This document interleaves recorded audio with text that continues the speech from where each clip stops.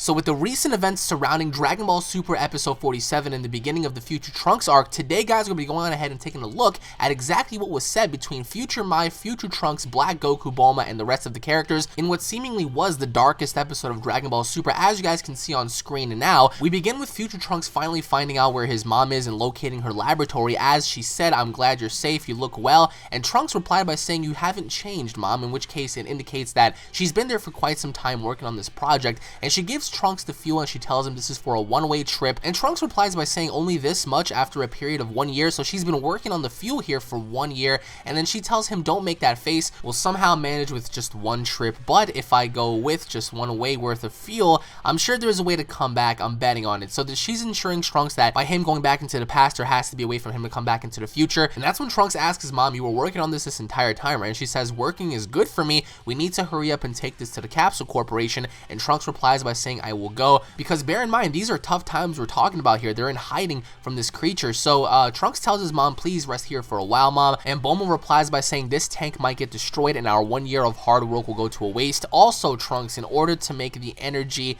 many lives were lost." So that indicates that many people have died while Bulma was taking the time to make this energy fuel. So never forget that. You must accomplish our goal, even if it means throwing everything else away. Trunks has to make that ultimate sacrifice. You're everyone's hope after all. And that's when Black Goku arrives. He's starting to destroy the factory, and Bulma's yelling out, "Trunks, go, go, hurry." And then, you know, Trunks' final moment with his mom was when he got to witness his mother die by the hands of Black Goku via explosion, which was a pretty gruesome way to go out. But as Trunks was running away, he said, "I'll make sure to come back and save this world no matter what."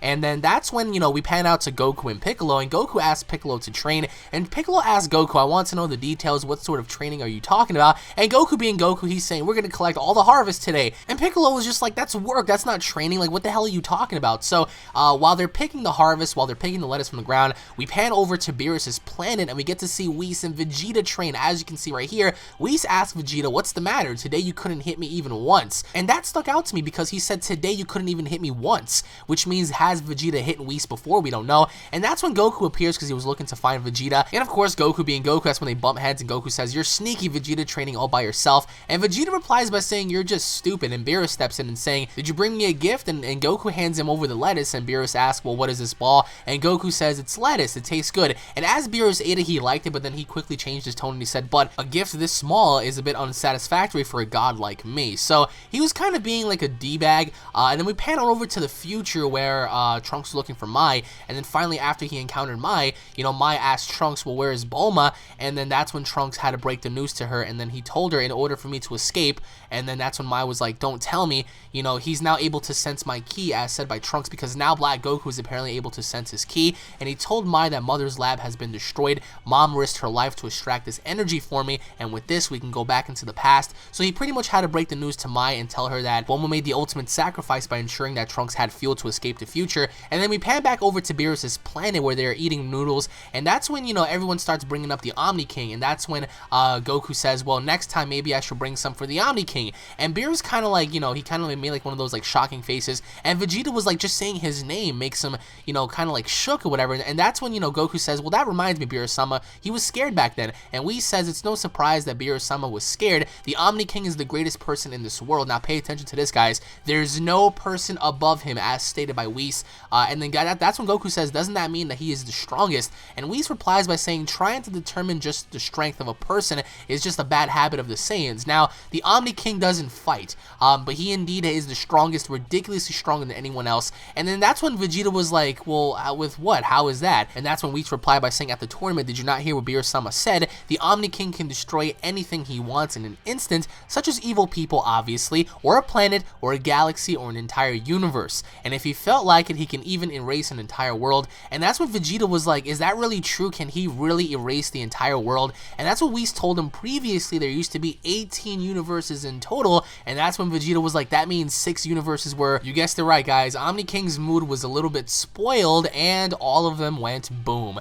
And now do you understand why everyone was nervous when you were talking to the Omni King, as Beerus told Goku? And that's when Vegeta said, "Well, Kakarot is an idiot after all." And that's when Goku said, "But I only promised him about the tournament." So they're just talking about the Omniverse tournament that's coming. And then we pan back over to Mai and Trunks, and that's when Mai asked Trunks, "So how much can we travel with this?" And Trunks replied by saying, "1 way, aren't we coming back?" And that's when, you know, Trunks said, as of right now, it's important for us to survive. Also, Mom said that there must have been a way for us to come back. So there has to be something in the past that we can use to come back into the future. And that's when Black Goku shows up. He's destroying everything. Trunks is trying to fight off Black Goku. And that's when Mai steps in and she says, Trunks, stay back. You're supposed to be the one to leave, and I'll be the decoy. And that's when Trunks was like, what? And then she tells Trunks, you're the one that needs to survive. I'll be the decoy. And then Mai makes the ultimate sacrifice by trying to get Black Goku's attention and ultimately dies. Because, guys, a lot of people are saying, well, Mai doesn't really die off. If you pay attention to that specific scene, Trunks puts her down, her head's like, she's not knocked out. If you also think about it, during next week's preview, Trunks showed up by himself, whereas Mai is obviously dead. I mean, he wouldn't want to drag a dead body into the past. So, and then at the final moments of the episode, that's when Black Goku finally spoke, and he said, and I quote, finally, it's the day where you will take your final breath, Saiyan. And that stuck out to me a lot, because why would Black Goku, who is supposed to be a Saiyan, refer to Trunks as a Saiyan? So that didn't really make that much sense to me. Maybe he's being controlled. Maybe this Black Goku is actually someone else who is able to take the form of Goku. We don't know. But the dialogue was very intense, and the episode itself showcased a very intense story. And I wanted to know from you guys, what are your overall thoughts on everything that was said between the Omni King? Is the Omni King really that powerful? Because the one piece of dialogue that stuck out to me was the fact that once Whis was referring to how strong he was, he mentioned the fact that he was also able to destroy evil people. So does that imply that you know, Xeno is going to step in during the course of this battle with Black Goku and erase Black Goku? Because for me, that just seems like it's foreshadowing something greater, because we do have an understanding that the Omni King can destroy planets, galaxies, and universes, but also evil people too. So what if everything fails? What if all else fails and Xeno is the one that makes the save at the very end by destroying Black Goku? We don't know. But what are your overall thoughts on the Omni King, on Black Goku's presence, and why do you guys think he referred to Trunks as Saiyan? I would like to know down in the comment section below, guys. For me, at least, I believe the best pieces of dialogue was with Bulma and Mai, because it truly displayed how desperate everyone was. And if you guys go watch the episode for yourselves, you guys can see that they're not playing at all. So I think that Toei is doing a great job with implementing and incorporating a very dark story, because they're actually putting some effort into creating a very intricate, you know, story with Black Goku and the future being destroyed. And towards the episode preview, we get to see where Goku was like, whoa, you know, future Trunks got beat up by someone that looks just like me. Me and Vegeta are going to quickly have to go back into the future and handle, you know, this Black Goku. So that implies that indeed Vegeta and Goku might go into the future this time to encounter this black enemy. But indeed, people were kind of complaining, and people were saying that, well, maybe it's not really Goku, maybe it's Goten, maybe it's Turles, because Herms actually references on Twitter where, you know, the salad may have had a foreshadowing as to who that was. Salad and Turles had a very similar name, so maybe, you know, Turles is incorporated in this series. We don't know. For me, at least, personally, I highly doubt that this person is Turles, but whoever he is, he looks very ominous. Now, some people were actually complaining and talking about how skinny he was, in which case I don't really believe that, you know, having to be jacked up has to do with anything, but in fact, he does look very skinny. Some people even ripping on him, saying that it might be Gohan, because Gohan was very skinny as well, and, you know, people were just poking fun of Dark Goku looking like Gohan and stuff. They were both pathetic in stature and whatever. You can't really base Black Goku's muscle stature compared to anyone else, because although he is skinny, he is posing a very credible threat to everybody, to all forms of life.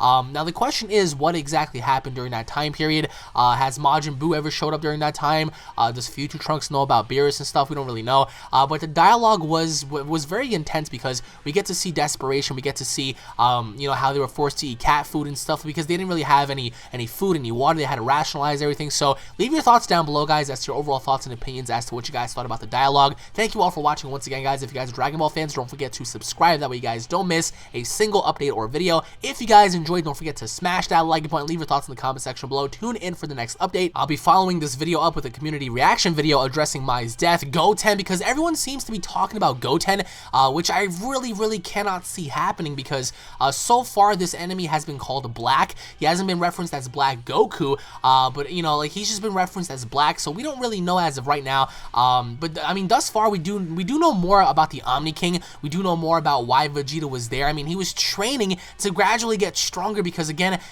following the Universal Tournament, after he saw Goku far exceed a regular Super Saiyan Blue, Vegeta obviously wants to get stronger, and I really like that so much, because it finally puts more screen time to to Vegeta, so maybe there's a foreshadowing here. Maybe Vegeta's going to be the one to beat Black Goku, which I really hope, because it's bad enough that one Goku surpassed him. Imagine having two versions of Goku that surpassed him in strength. So leave your thoughts down below, guys. Once again, thank you all for watching. Tune in for more. If you guys are hyped about next week's episode, comment down below. Thank you all for watching once again, guys, and I'll be seeing you all down in the comment section below. Take it easy, guys. Peace!